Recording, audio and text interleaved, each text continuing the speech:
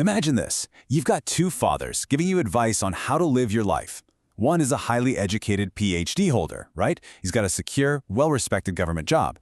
Yet, he spends the end of every single month incredibly stressed out just trying to pay his basic bills.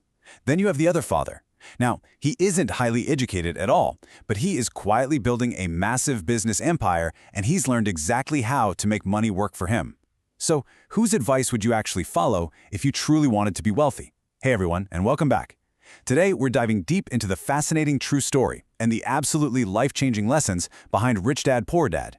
In this explainer, we're going to walk through exactly how the author, Robert Kiyosaki, used the somewhat controversial lessons from his Rich Dad to completely escape the traditional system, achieve total financial freedom, and actually retire at just 47 years old. So, our story actually kicks off way back in 1947 in Hawaii. Young Robert was born into a pretty standard middle-class family. His real father, who he refers to as his poor dad, was a highly educated university official pulling in a very stable salary. But despite having this supposedly great, secure job, Robert watched his dad constantly stress about money, literally watching his paycheck completely vanish by the end of every month. Confused as to why his incredibly hardworking dad never seemed to have enough money to just, relax, Robert and his buddy Mike decided they wanted to learn how to make money themselves. So they went to Mike's dad for help. Now, Mike's dad wasn't highly educated by any means, but he was slowly building up his own businesses in Hawaii, and this man would eventually become Robert's legendary Rich Dad. Well, Rich Dad agreed to teach the boys, but his teaching method was, let's just say, a little unconventional. He started by giving them this mind-numbingly boring job, just dusting and arranging items in a store. And the pay? A grand total of 10 cents an hour. I mean, literally 10 cents. You can imagine, after a few weeks of this, Robert was absolutely furious. He was ready to just quit. The pay was practically useless. But when he confronted him, Rich Dad just smiled. He was teeing up Robert's very first massive reality check. He basically told Robert, look, this immense frustration you're feeling right now, this is exactly how most people live their entire lives. They constantly work for someone else, just waiting around for a tiny paycheck that barely changes anything in their day-to-day. Rich Dad called this endless cycle the rat race. He compared it to a mouse running on a treadmill, right? The mouse thinks it's moving forward, but it's actually just exhausting itself in the exact same place. You got a slight raise, you spend a little more to match it, and you just repeat that loop forever. He went on to explain that the world is essentially divided into three groups. You've got the poor, who are really just trying to survive. You have the middle class, who earn and spend in that continuous treadmill loop we just talked about. And finally, you have the rich. And the rich actually make their money work for them instead of doing all the heavy lifting themselves. By paying the boys almost nothing, Rich Dad was brilliantly, practically demonstrating how wealthy people use the labor of others to generate their own profit. At this point, Robert was completely hooked and just begging to learn more. So Rich Dad sat him down to explain the absolutely critical difference between assets and liabilities. And you know what? I actually want to ask you the exact same question Rich Dad asked Robert. Think about it for a second. Is your family car an asset? Robert immediately said yes. He figured, hey, the car's useful, we need it, so it simply has to be an asset. Let's see if he hit the nail on the head. Rich Dad just drew a super simple diagram on a piece of paper. He looked at Robert and asked, does that car put money into your pocket or does it take money out? And Robert had to stop and think. He realized that between petrol, maintenance, insurance, and regular service, that car was constantly draining his family's money. Rich Dad explained that this makes the car a liability, not an asset. A true asset is something that puts money in your pocket without requiring your constant everyday involvement. Think about it like this. If you bought that exact same car and rented it out to someone else, generating regular income while you sleep, then and only then does it magically become an asset. And this brings us to what is probably the most famous lesson of Robert's entire life. It goes like this. Rich people buy assets. Poor people buy absolutely nothing. And the middle class? They buy liabilities while falsely believing they are assets. Hearing that was like a light bulb turning on for Robert. It completely shattered this financial delusion he'd been living in. So, let's fast forward a few years. Robert finishes his military service as a Marine Corps pilot in the Vietnam War. He gets back and completely rejects his poor dad's advice to go back to school for a PhD and snag a secure government job. Nope. In 1973, he decides he is going to be a businessman. He goes all in and starts a business making nylon wallets. But, well, here's the catch. It failed. Miserably. He lost a ton of his invested money. Heartbroken, incredibly depressed, and barely eating, he felt entirely defeated.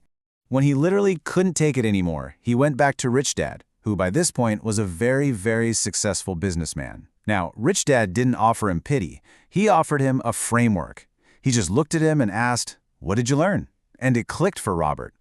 He realized he actually had learned a lot about how the market works, the huge importance of understanding what customers actually need, and tracking cash flow.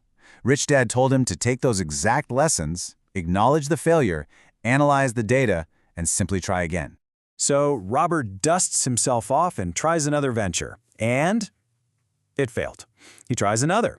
It failed too. Extremely frustrated at this point, he marches back into Rich Dad's office. I mean, he was putting in maximum effort, he was choosing his businesses carefully, but nothing was working. Why on earth was Robert's hard work not paying off? What was the missing piece of the puzzle here?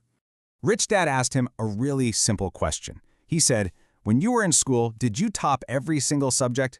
Robert said, "No, of course not. He only got top marks in math and science because those were the specific ones he spent time studying and mastering." Rich Dad pointed out that business is exactly the same.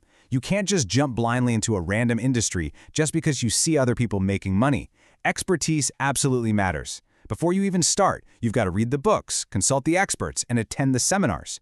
You have to build deep, fundamental knowledge first. Well, Robert took this heavily to heart. He decided to pivot and focus on real estate, which was an area he already knew a little bit about. But this time, he went deep. He studied, he read the books, he consulted the absolute pros. And the result of all that prep? He bought a small property and flipped it in just a few days for a massive 40% profit. Boom! He finally found his momentum and started slowly establishing and growing a real estate empire, generating actual, real passive income from rent. But, of course, a new problem pops up. Robert was making really great money now, but a huge chunk of it was just disappearing into taxes. So back to Rich Dad he goes. And this is where Rich Dad revealed the ultimate tax secret. I want you to think about the chronological sequence here. An employee earns their money, the government takes their tax right off the top, and then the employee spends whatever's left. But a business owner? The sequence is entirely reversed. They earn, they spend on legal business expenses, and then they only pay tax on what actually remains. The sequence is entirely different, and over the years, that simple shift saves millions. Robert was kind of shocked by this. He literally asked, "Wait, isn't that cheating the government?" Rich Dad's response was dead simple. This is not cheating. This is financial literacy. He explained that the rules are written this specific way by governments to encourage business growth and investment in the economy. Utilizing legal business structures to minimize your taxes isn't some shady trick. It's exactly the mechanism that separates the truly wealthy from the middle class. So Robert took all of these lessons, building true assets, gaining deep expertise, and mastering financial literacy, and he structured his entire life around them. And it leads to an incredible milestone, the number 47. By the year 1994, at the age of just 47, Robert and his wife Kim made the monumental decision to fully retire. Their real estate and business investments were generating so much passive income that they literally never had to work another day in their lives. When you look at the final outcomes of these two completely different paths, the contrast is just mind-blowing. At 47, Robert is fully retired. He is entirely financially free. Meanwhile, his poor dad, the highly educated, incredibly hardworking man who followed that traditional safe path of a secure government job, was now old, stressed, and still having to work just to pay his monthly bills. For Robert, it was the absolute undeniable proof that Rich Dad's unconventional philosophy was 100% right. So 3 years into his retirement, around 1997, Robert and Kim spent 8 months writing a book just to share this incredible journey. But guess what? Traditional publishers completely rejected it. They basically told him he wasn't famous enough. So they decided to self-publish. And, well, the rest is history. Rich Dad, Poor Dad absolutely exploded. It spread like wildfire, selling over 32 million copies globally, translated into over 40 languages. Just to put that into a bit of perspective for you, even at a super modest $3 royalty per book, that's nearly $96 million generated from a single, deeply powerful asset that he built once. And that brings us to the end of our explainer today. But before you go, I want to leave you with one final provocative question to think about. Are you building true assets that put money in your pocket while you sleep? Or are you just running faster and faster on that rat race treadmill, buying liabilities that you falsely think are assets? It's a question that completely changed Robert Kiyosaki's life. And honestly, it just might change yours too. Keep learning, keep building, and I will see you guys in the next one.